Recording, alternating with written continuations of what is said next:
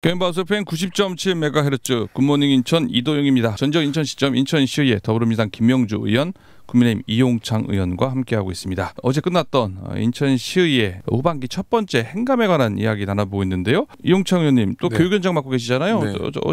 어제까지 인천시교육청 대상으로 행정사무감사 관련된 행감을 쭉 해오셨는데 뭐 말 나온 내용이라든지 뭐 우리가 관심 주목해야 될 만한 내용이 있으면 좀 소개해 주실까요? 예, 저는 큰 틀에서는 명확하게 그 교육청 산하 기관 내지는 부서 실국에 있어서의 조직 체계 관련돼서 좀 지적을 했습니다. 예를 이를테면 지금 시교육청 산하 기관들의 기관제 임용직 공무원들이 있는데요. 5급 상당의 그 중에 한 파트가 이제 문화예술 쪽 담당하는 파트가 있고 노동 관련, 노사 관련 담당하는 파트가 있는데 지금 이 활동 내역들을 보면 그 처음에의 그 설립 취지와 조직 만드는 그 설립 취지와 다릅니다. 설립 취지에 맞게끔 목적에 맞게끔 움직이질 않고 있고요.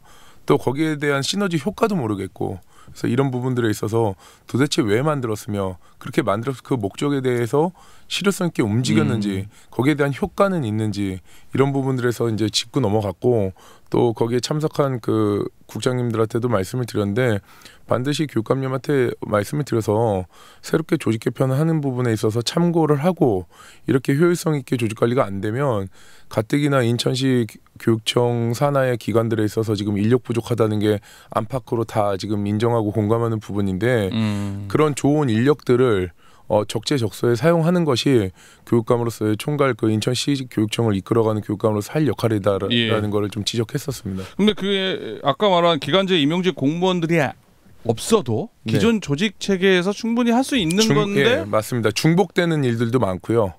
또 이분들의 목적과 다르게 뭐 예를 들면 문화예술 관련돼 가지고 청소년들의 문화예술 관련된 것 행사들을 기획하거나 또 고치시키는 역할들을 해야 되는데 그동안의 한 역할들의 대부분을 보면은 뭐 출장 다니고 회의 참석하고 거기에 대해서 얻어진 시너지 효과들을 보지 못했던 거죠. 도서관 교육감에 대한 어떻게 보면 이제 비판적인 시각에서 말씀해 주셨는데요. 다른 시각에서 인천시 유정복 시장이요? 거기도 뭐 지금 뭐 그 시장 되고 나서 무슨 뭐 특별 보좌관이다, 특보다 뭐 아니면 뭐 개방직 공무원들이다 이런 기관제 임용직이라고 해야 되나요? 뭐 이런 임명 많이 하지 않습니까? 원래 그런 거 아닙니까? 이거 어떻게 생각하십니까? 대체적인 평가가 그 유정복 시장님의 정무라인에 대해서 많이 좀 부족하다는 평가들을 하거든요. 그래서 의회하고 어떤 교류나 이런 것들을 보면 제가 봐도 좀 부족한 부분들이 좀 많이 있습니다. 그러니까 저희도 이번에 이제 조직 개편안을 예를 들면 지금 집행부에서 준비를 하고 있는데 그런 것들이 사전에 보고도 없이 일방적으로 안건으로 올라왔던 것이거든요. 그래서 같은 당임에도 불구하고 국민의힘 소속 의원님들이 의회를 뭘로 알고 이렇게 절차도 없이 가져오냐 해서 일단 반려한 상황이거든요. 좀 유정복 시장님도 마찬가지로 이런 좀 정무라인들의 좀 이거 임명을 하는데 별로 효용성은 별로 없다? 저는 뭐 그다지 없는 것 같아요. 사실 정무라인들이 그렇게 임명을 해서 하는 게 결국은 이제 어떤 그 매개를 하는 게 그게 주 이제 업무일 텐데 그런 것들이 잘 이루어지지 않는 것 같아요. 오히려 지금 국민의힘 그러니까 여당 의원님들이 전체 상임위를 다 뭐 과반수 이상을 차지하고 있음에도 불구하고 그런 얘기들이 나온다는 것은 문제가 분명히 있다는 알겠습니다. 거죠. 갑자기 질문 드려서 죄송합니다. 갑자기 교육에 얘기하다가 이제 유정복 시장에 대한 얘기로 나갔는데 다시 돌아가가지고요.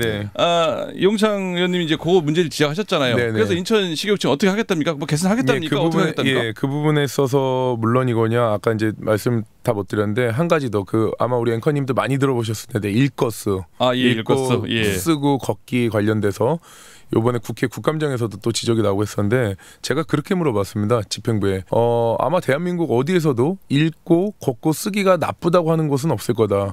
특히 학생들에게 우리 아이들에게 독서를 권장하고 또 움직임 미디어에 너무 노출돼 있는데 걷고 움직이고 쓰는 거에 있어서 부정하는 사람은 없을 텐데 근데 왜 이것이 계속 시시비비 얘기가 나오겠냐라고 제가 질문을 했었고 그거에서 명확하지 못하게 답변을 하는 겁니다. 그래서 제가 이렇게 얘기했습니다. 그것이 문제인 거다.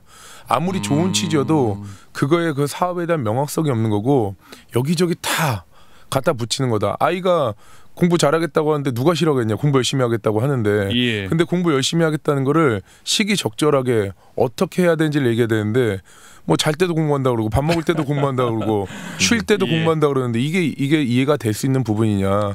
그러기 때문에 취지가 아무리 좋다고 하더라도 허울뿐만 있는 거는 공감하지 못하고 있으니 또 이것이 단순히 의원들만 하는 것이 의원들만 이런 얘기를 하는 것이 아니라 외부에서 현업에 계신 선생님들 또 학부모님들도 다 이해를 못하겠다고 하는데 다만 취지가 좋으니까 구체적으로 깊게 딴지는 못 걸지만 그렇다고 해도 명확하게 드러나는 게 없어서 계속 논란거리가 되니 이 부분에 있어서도 맥락을 명확하게 잡아라 얘기했습니다. 아니 일거스 국감에서 지적받았습니까? 예, 국감에서도 지적을 받았습니다. 아까 지금 말씀하신 그런 비슷한 취지입니까? 뭐 같은 맥락. 도대체 거기서는 이제 발음까지도 지적이 나오더라고요. 모 의원님께서 일거스 참 발음하기도 힘드네요라고 내었는데 저는 막 그렇게까지 뭐 비판하고 싶진 않고 취지가 좋으면 좋은 뜻을 가졌으면 그 맥락대로 목적대로 살려야 되는데 계속해서 논쟁이 된다고 하는 건 집행부에서도 이걸 잘 이끌어가지 못하고 있는 거라고 생각이 듭니다. 이렇게 생각됩니까? 지금 일거스 뭐 당연한 얘기다라고 말씀하셨잖아요. 네네. 그러니까 일찍 일어나고 밥 잘 먹고 운동해라. 뭐 이런 겁니까? 독서를 이제 많이 권장하는 거죠. 맞는 얘기잖아요. 지금 이런 것처럼 저 역시도 우리 앵커님한테 이거에 대해서 명확하게 설명을 못 하고 있습니다. 아니 읽고 걷고 쓰자. 네네. 그거 아닙니까? 네 맞습니다. 아 근데 일거스 그 발음하기도 어렵다 그러시는데 그 의원님은 좀 더 읽고 쓰고 하셔야 되는 거 아닌가요? 예, 이번 행감 우리 교육위원회 얘기 뭐 특별히 하실 말씀 더 있으세요? 마무리 좀 간략하게 하시면. 네, 저는 이제 매번 행감을 여러 해 거치면서 이번에 특히 이제 교육위원장을 맡으면서 이번 행감으로 끝날 것이 아니라 이번 행정사무감사 기간 때 여러 의원님께서 지적하신 사항들이 있습니다. 또 보완 요구를 한 사항도 있고요. 이 부분 곧 있을 예산 심사에서도 심도 있게 다룰 거고요. 평소에 의정 활동하는 기간 내내 그렇게 해서 체크해 나가려고 계획하고 있습니다. 그렇지 않으면 그냥 반짝 시험 볼 때만 반짝 공부하듯이 학생들 그런 일이 없게끔 계속해서 챙기고 나갈 계획입니다. 알겠습니다. 이번에 행안위 이슈 한번 살펴볼까요? 김명주 의원님 이제 상임위를 건교위에서 행안위로 옮기고 나서 첫 맞는 행감 아니겠습니까? 그런데 이게 보니까 14일 유정복 시장이 강화도 북한 접경지역 대남 방송 피해 지역 강화군 송해면을 다녀왔다고 하던데요. 뭐 의원님도 거기 다녀오신 겁니까? 사실 이제 행정안전위원회에서 전날 먼저 다녀왔죠. 먼저 다녀왔어요? 어땠어요?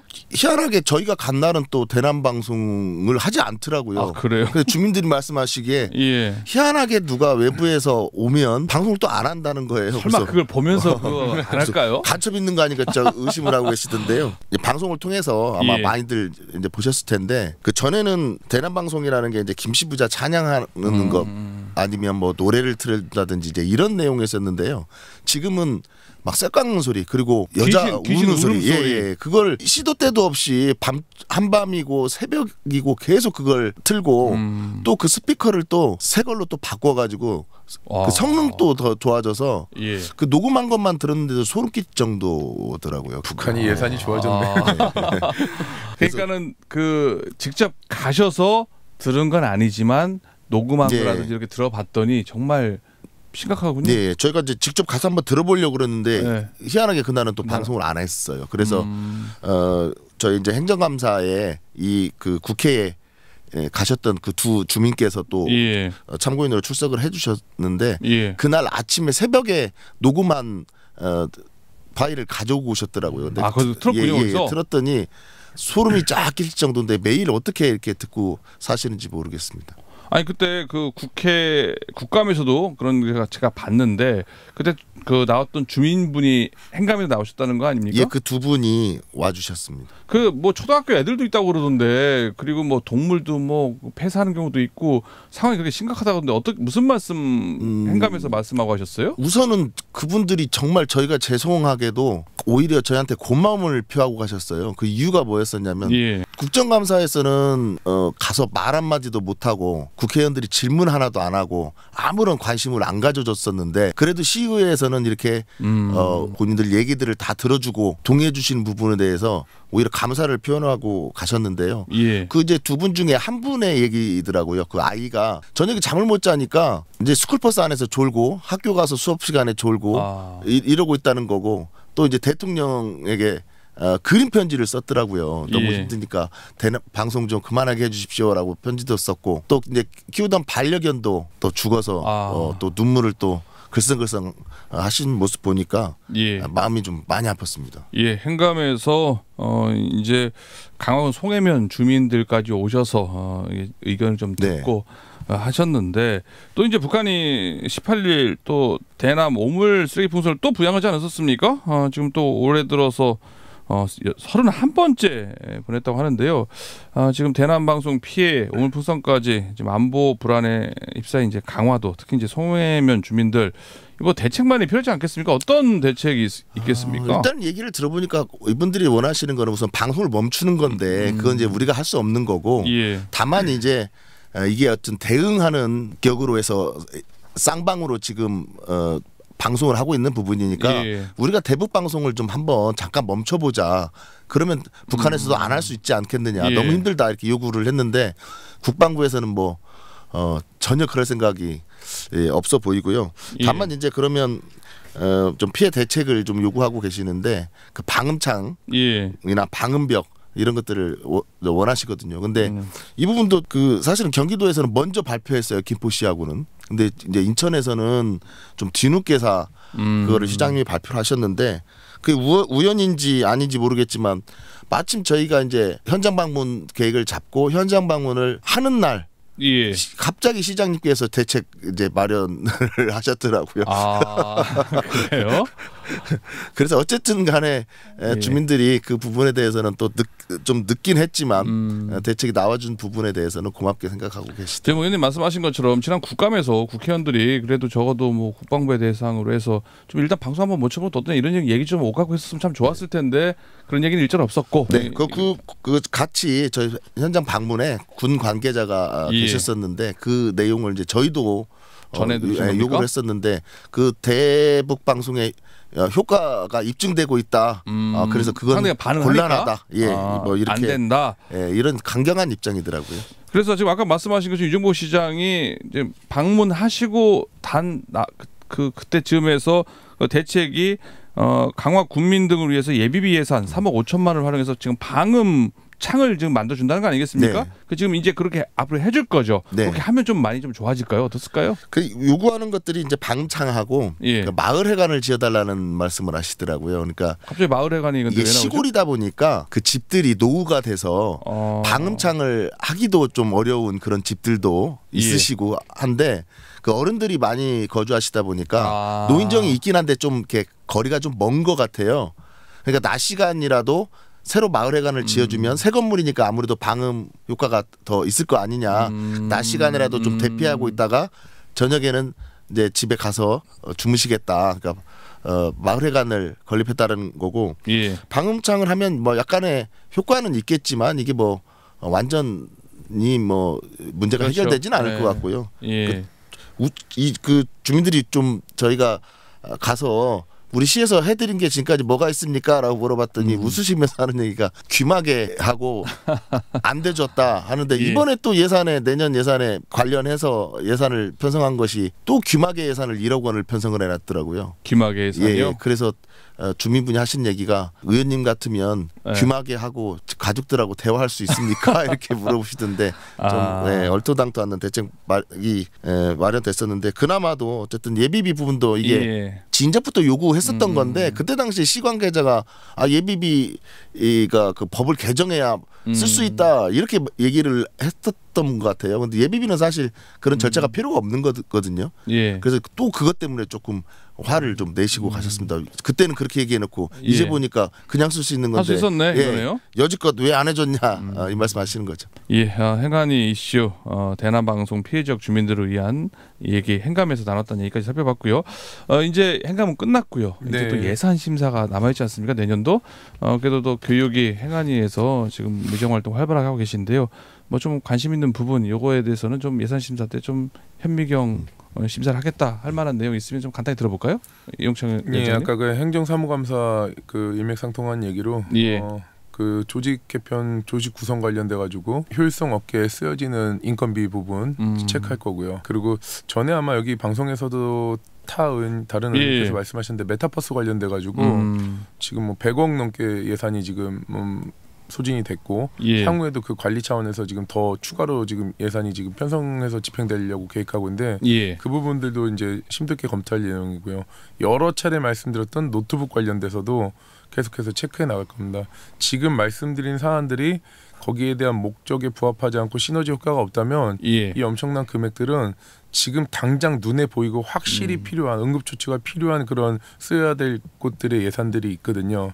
거기에 좀 편성을 하는 게 더 맞다고 생각이 들고 의원님들과 또 집행부와 계속해서 긴밀히 협의해가지고 이 예산 편성하는 부분에 집중할 계획입니다. 알겠습니다. 이 노트북 보급사와 관련해 가지고요. 이번 행감에서요. 김종배 의원이 그 만족도에 대한 걸 공개를 했잖아요. 그 공개한 게 노트북 보급을 계속 잘해주자 뭐 그런 뜻에서 한 겁니까? 아니면 뭐 비판하려고 하는 겁니까? 아마 이제 이게 아다르고 어다른 건데 집행부에서도 저한테 이제 그런 얘기를 보고가 있었는데 위원장님 그 노트북 보급에 대해서 여론조사를 했는데 다 좋아한다. 근데 이게 노트북이 집에 있는데도 노트북 그냥 준다고 하는데 누가 싫어하겠습니까? 이거를 주지 마세요 할 사람은 없는 겁니다. 근데 내용을 깊숙이 들어가야 이제 알 수 있는 상황인 거고 그렇기 때문에 이제 그거는 조금 이제 여론조사 한 거랑은 뭐 설문조사 한 거랑은 만족도 조사한 거죠? 좀 다른 내용인 거지. 효율성 부분과 과연 이게 현 교육에 우리 아이들한테 정말 도움이 되는 거냐라는 부분에 있어서는 제가 전문 교육자가 아니기 때문에 제가 말할 수 있는 건 아니지만 현업에 계신 교사분들께서도 이 부분에 있어서는 캐스천입니다. 알겠습니다. 그러면 또 행안위에서 김 의원님 좀 관심 가지고 있는 예산 심사 어떻게 있을까요? 좀 갑론을박이 있을 걸로 예상이 되는데요. 그 마을 공동체 민간 위탁 사업 관련해서 이게 원래는 이제 동의안이 민간 위탁 동의안이 올라왔어야 되거든요. 근데 저희한테 이제 아직 올라오지를 않았고 다만 이제 그 시 입장은 마을 공동체를 민간 위탁하지 않고 직영으로 운영을 하겠다라는 방침을 세웠었는데 이분들이 계속 와서 이제 직영으로 했을 때 문제점 이런 것들을 강하게 좀 얘기하고 하니까 아마 시장님이 조금 한 발 물러서신 것 같아요. 그래서 집행부에서 그러면 예년에 비해서 절반만 50%만 예산을 세워서 반은 직접 관리를 하고 반은 또 민간 위탁하고 이렇게 견제하면서 해보겠다라는 좀 입장인데 좀 이제 의원님들 입장은 야 우리한테는 전혀 그런 얘기 사전에 논의도 없이 일방적으로 시장님이 그렇게 하라고 하면 우리가 무조건 따라가야 되는 부분이냐 이 부분에서 좀 논란이 있고요. 또 하나는 이제 제가 이제 행정안전위원회로 이제 상임위를 이제 옮기게 된 이유 중에 이제 하나인데 아시다시피 이제 2026년 7월 1일이면 이제 동구와 중구가 합쳐져서 제몰포구로 이제 새롭게 태어나고 또 이제 영종도는 영종구로 새롭게 태어나고요. 또 서구는 서구에서 또 검단구가 분구가 돼서 개청을 하게 되는데 이제 본격적으로 예산이 이제 25년부터 이제 예산이 필요합니다. 그래서 이 행정체제 관련된 예산을 130억 원 정도 이렇게 편성을 해놓고 있는데 그 중에 한 90억 원 정도가 검단구 분구에 관한 예산입니다. 그런데 이게 전체 비율로 보면 굉장히 예산이 좀 많이 검단구에 편성된 것으로 보이는데 이게 문제가 사실은 필요한 예산의 50%만 시에서 편성을 한 거고요. 90억도요? 50억밖에 안 돼요? 나머지 50%는 서구에서 예산을 좀 세워야 되는 상황인 거죠. 그런데 이제 서구는 예산을 세울 여력이 전혀 없다 해서 예산을 편성을 한 푼도 지금 하지 않고 있는 상황입니다. 그래서 이 부분을 좀 시에서 좀 최대한 더 예산 지원을 할 수 있도록 좀 제가 좀 노력을 해야 될 것 같고요. 또 서구도 마찬가지로 같이 해야 되는 일이니까 좀 예산을 조정을 해서 좀 편성을 좀 해줬으면 좋겠습니다. 알겠습니다. 뭐 여기 지금 짧게 지금 김명준 말씀하셨는데 서구도 뭐 예산 편성한다고 말씀드렸는데 이미 어차피 구에서의 예산은 시에서 내려오는 예산들인 겁니다. 정부에서도 뭐 받는 예산도 일부 있겠지만 그런데 그렇기 때문에 그 내년도의 예산 부분에 있어서 시에서 명확하게 기준점을 잡아주지 않으면 이 분구 관련된 예산 투입은 굉장히 난항 겪을 거고요. 시에서도 물론 예산이 넉넉치 않지만 이 부분에 있어서는 진짜 심도 있게 생각해야 됩니다. 이거는 뭐 잘한다 못한다 개념이 아니라 집중해서 나가야 되는 문제입니다. 알겠습니다.